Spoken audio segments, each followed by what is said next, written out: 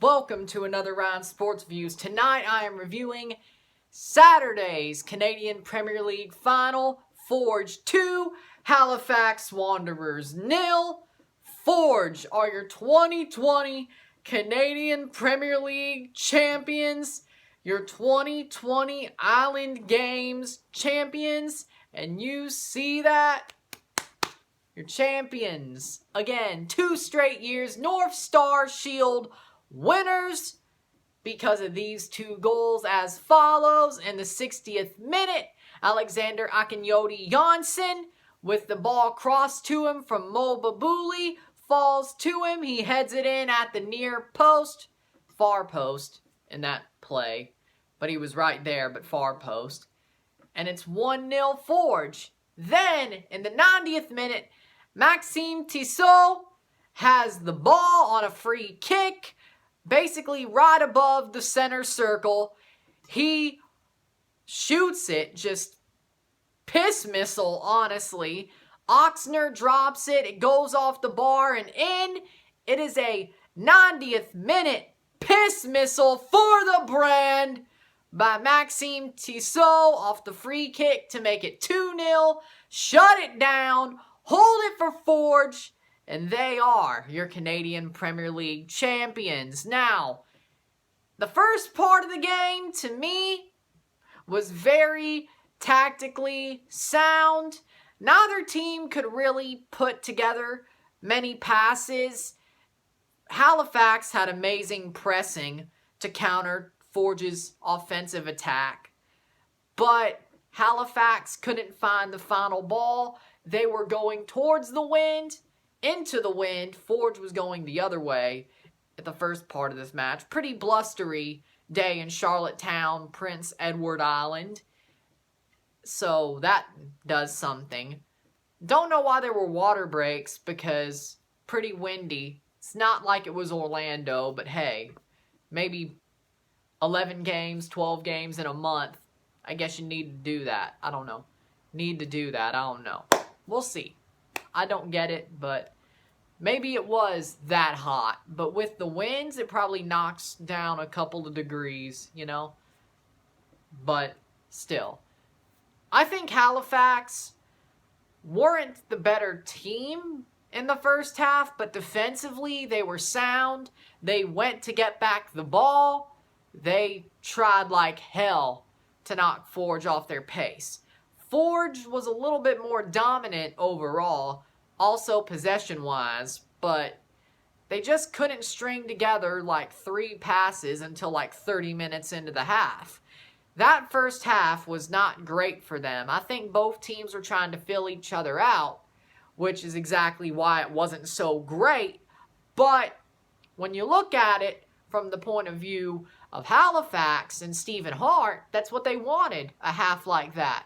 From the perspective of Bobby Smirniotis and Forge, you really didn't want that half. You wanted an early goal. You wanted early domination, like actual domination, hold on to the ball, all that. The first half was better for Halifax than it was Forge, I have to say. But in the second half, the game turned on its head. Halifax started pulling back. They started getting broken down. Forge started to find their spots, put together a couple of passes. Remember, they're going into the wind this time because of the day at Charlottetown. And Forge started to play a lot better. Becker, Babuli, Akinyote Janssen, Sabak, they all started to play better. Now, Tristan Henry was great all game. The defense was great all game. Edgar, Grant, and Crutzen, they were all great for the whole game. That's facts. The offense, though, the offensive side, the more forward players, Becker,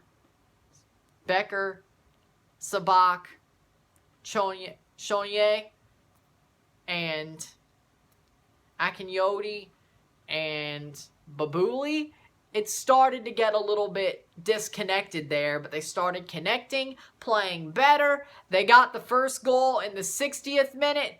That free kick shouldn't have been a goal, but 99 times out of 100, that thing isn't a goal, but the one time in a final, a goalkeeper's mistake on a piss missile from halfway, basically. Yeah. I mean, why not? Why not? You know, why not? 2-0, they win the match. But Forge was way better in the second half than they were in the first. That is for sure. That is for sure. Halifax let it go. They let it slip. They let it slip. Garcia, horrible runs. He wasn't great offensively. He was invisible. He was just invisible. Golden Boot, invisible. I mean, come on. It's just... the Halifax fell apart at the wrong time. Wrong time. They did. They did. And it's nothing bad that Stephen Hart did. Or Halifax. They just fell apart. Forge took them apart at the second half. Bobby Smirniotis got in Forge's ear and was like, you go. You go. Do what you're supposed to do. They started doing it and they won. Started doing what they were supposed to do and they won. It's simple as that. Forge started executing and Halifax just capitulated to me. And that's why Forge are your champions. Overall, I think the Island Games was an amazing tournament. I think it was better than MLS is back for the bubble tournaments, honestly. Now, I know it was the whole league's championship for the season. They're not coming back. That was it for the CPL. I get that. That's not the point. I think it was a lot more competitive, a lot more fiery, a lot more passionate than MLS is back. MLS is back. You saw there were teams that didn't want to be there. There were teams that wanted to be there, and there were teams that capitulated like it was the frickin'... well, I don't know where I was going with that joke, but Point being is MLS is back did not have the quality of the CPL Island Games. And Charlottetown was a better bubble than Orlando, if I'm being frank. Charlottetown had an amazing field. The fake stadium, smart. Not complaining about that at all. Forge are still your champions by winning this game. They qualify for the Canadian Championship Final this year against Toronto FC. Next year's CONCACAF League, the 2021 CONCACAF League, and they are back-to-back champions. Now, let's switch gears to the Canadian Championship, because I think I have something to say here that I said last night. I know the CPL fans here are not going to receive this one well, because they're just not, but I do think, in my heart of hearts, December is not going to be the Canadian Championship Final. I think Canada Soccer floated that as a trial balloon. I really do. I don't think they have the balls to tell Toronto, here's what you have to do. It's at Rentschler Field. We don't like that either. You play it in October. We'll get MLS to move a match. There you go. That's probably... if they had the balls to say it, they would say it, but they don't. They floated the trial balloon so the CPL stands could get at it, and they're like, October or forfeit. Even though fairness is not the name of this year. But I'm still saying that Canada Soccer used that as public opinion to basically tell Toronto, yeah, we're damned if we do, damned if we don't. Just hold it there. They're not going to tell Toronto to basically sit and rotate. Why would they? That's their biggest team. Why would they? So, of course, they're going to have the CPL fans be like, well, they want you to sit and rotate, and this is how we get it. There you go. I'm telling you that's what it is. Trust me, next month is when they're holding the Canadian